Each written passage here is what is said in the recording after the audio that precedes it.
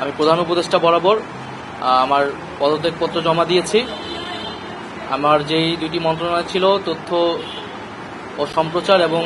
ডাক, টেলিযোগাযোগ এবং তথ্য প্রযুক্তি, দুইটি মন্ত্রণালয়ের দায়িত্ব থেকে আমি ইস্তফা দিয়েছি। এছাড়াও এই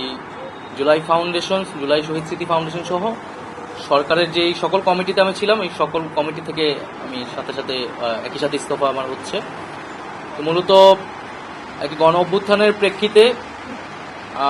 8ই আগস্ট আমরা গণ অভ্যুত্থানের প্রতিনিধি হিসেবে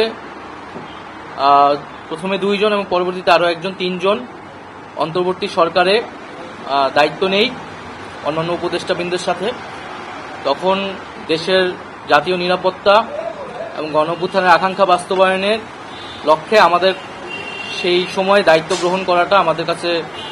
মনে হয়েছিল যৌক্তিক। গত 6.5 মাসের প্রেক্ষিতে সরকার কাজ করছে, হয়তো আমরা আশানুরূপ ফলাফল এখনো পাইনি, কিন্তু আমার কাছে মনে হয়েছে যে সরকারের একটা স্ট্যাবিলিটিতে সরকার এসেছে এবং ব্যক্তিগতভাবে সরকারের বাইরে যে দেশের বর্তমান যে পরিস্থিতি, সেই পরিস্থিতিতে একটি রাজনৈতিক শক্তির উত্থানের জন্য আমার রাজপথে থাকা প্রয়োজন, ছাত্র জনতার কাতারে থাকা প্রয়োজন এবং আমরা যে গণতান্ত্রিক পরিবর্তনের আকাঙ্ক্ষা করি, সেই আকাঙ্ক্ষার জন্য এবং আমার যে গণ অভ্যুত্থানে যে ছাত্র জনতা অংশগ্রহণ করেছে সেই শক্তিকে সংহত করতে আমি মনে করেছি যে আমার সরকারের থেকে আমার সরকারের বাইরে রাজপথে আমার ভূমিকা বেশি হবে এবং আমার বাইরে যারা আমাদের সহযোদ্ধা রয়েছেন